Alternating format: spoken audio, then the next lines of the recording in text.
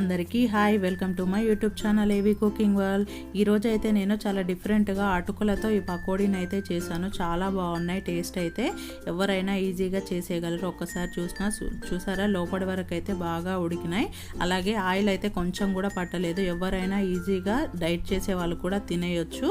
So ఒకసారి అయితే full వీడియోని చూడండి, స్కిప్ చేయకుండా. ముందుగా నేనైతే అటుకులను తీసుకున్నాను. ఒక కప్ అటుకులను తీసుకొని వీటిని అయితే ఒకసారి వాష్ చేసుకున్నాను. ఇలా వాష్ చేసుకొని కొన్ని వాటర్ వేసి అయితే వీటిని అయితే నానబెడుతున్నాను, కొంచెం మెత్తగా అవ్వడానికి. సో నానబెట్టి సైడ్కి అయితే పెట్టుకున్నాను ఒక 5 నిమిషాలు. ఇప్పుడు వేరే బౌల్ తీసుకొని దాంట్లో అయితే ఇలా కట్ చేసుకున్న ఉల్లిపాయలను అయితే వేసుకుంటున్నాను. అలాగే దీంతో పాటు టేస్ట్కి సరిపడా కొంచెం పచ్చిమిర్చీలను కూడా కట్ చేసి వేసుకున్నాను. అలాగే కొంచెం కొత్తిమీరని వేసాను. సో అలాగే దీంట్లో కొంచెం కరివేపాకును కూడా వేసాను. కొత్తిమీరని ఒకసారి పకోడీలో వేసుకొని చూడండి, టేస్ట్ చాలా బాగుంటాయి. అన్నీ వేసి ఇలా ఒకసారి అయితే మిక్స్ చేశాను. చేసిన తర్వాత దీంట్లో అయితే ఒక 1/2 కప్పు శనగపిండిని అయితే వేసుకుంటున్నాను దీంట్లో. సో వేసుకొని ఇలా ఒకసారి అయితే కలుపుకోవాలి. కలుపుకున్న తర్వాత ఇలా టేస్ట్కి సరిపడా కారం, కొంచెం ధనియాల పొడి, పసుపు, అలాగే టేస్ట్కి సరిపడా ఉప్పు, కొంచెం జీరా పౌడర్, కొంచెం జీలకర్రను అయితే వేస్తున్నాను. సో ఇలా అయితే అన్నీ వేసుకున్నాను.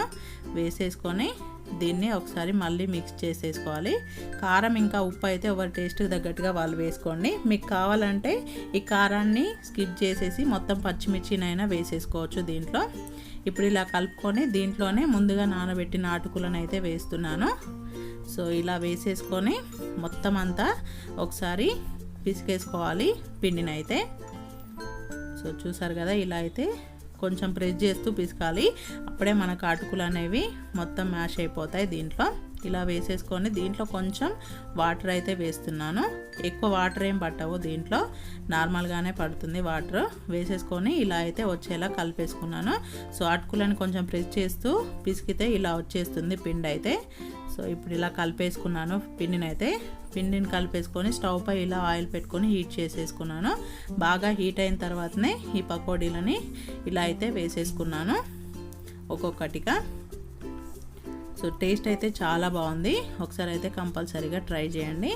ఇలా వేసేసుకొని మంచి కలర్ వచ్చేంత వరకు అయితే వేయించుకొని స్టవ్ పై నుంచి అయితే తీసేసాను. ఇంతే ఎన్ని అయితే చేసుకున్నామో అన్నిటినీ ఇలాగే కాల్ చేసుకొని వర్షాకాలంలో కానీ ఈవినింగ్ టైంలో కానీ ఇలా చేసేసుకొని సర్వ్ చేసేయండి. చాలా అంటే చాలా టేస్టీగా ఉంటాయి. ఎవరైనా ఇష్టపడతారు ఈ స్నాక్ని అయితే. చేయడం కూడా చాలా సింపుల్గా ఉంటుంది. ఇంకా ఈ వీడియో కనుక మీకు నచ్చినట్టయితే ఈ వీడియోకి లైక్ చేసి నా ఛానల్ని అయితే ఒక్కసారి సబ్స్క్రైబ్ చేసుకోండి. Thanks for watching. Please do subscribe.